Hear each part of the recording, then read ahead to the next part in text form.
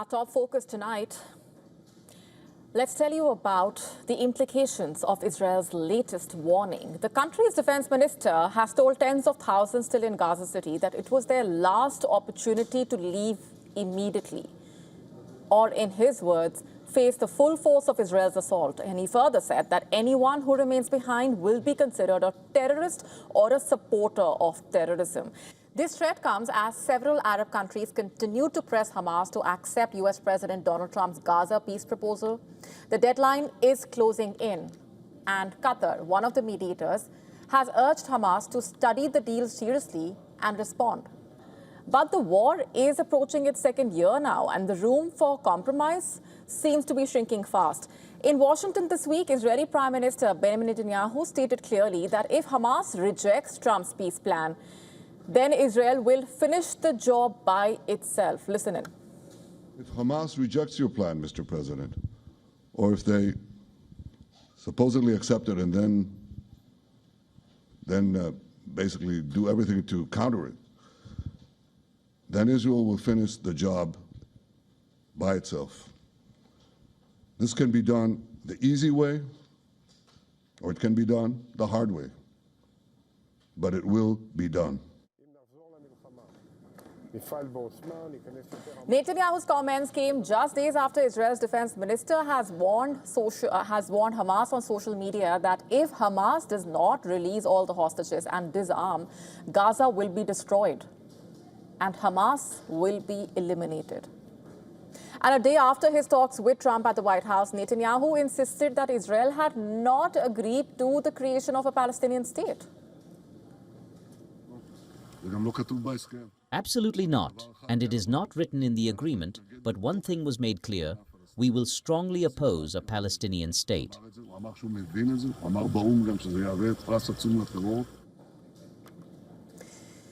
In fact, Israel's position could not be clearer, which then brings us to that big question.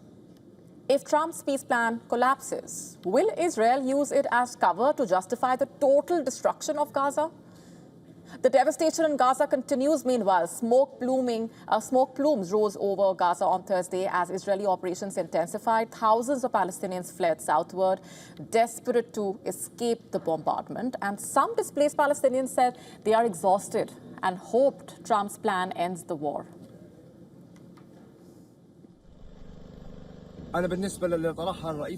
As for what was proposed by U.S. President Trump or someone else, whoever that person is, I agree with it.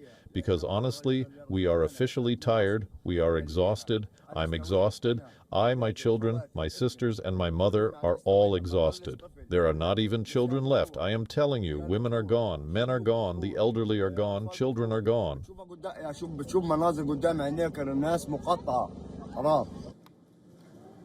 Yet, many Palestinian families remain trapped in the north, unwilling or unable to move. Rising costs, lack of shelter, constant shelling have left them with no safe options. I have already moved more than 10 times, and now I am simply unable to go any further. The Israeli military is only 700 meters away from us. There are so many people here that we cannot move. We have nowhere to stay and no money. We are frequently subjected to shelling. I myself crawled out from under the rubble. To this day, I still cannot believe that I am alive.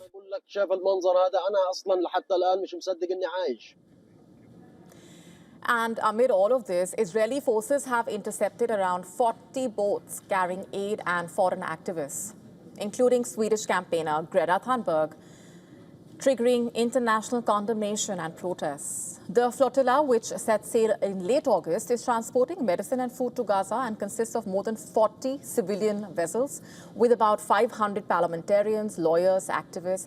It is being seen as one of the biggest symbols of opposition to Israel's blockade of Gaza in a way.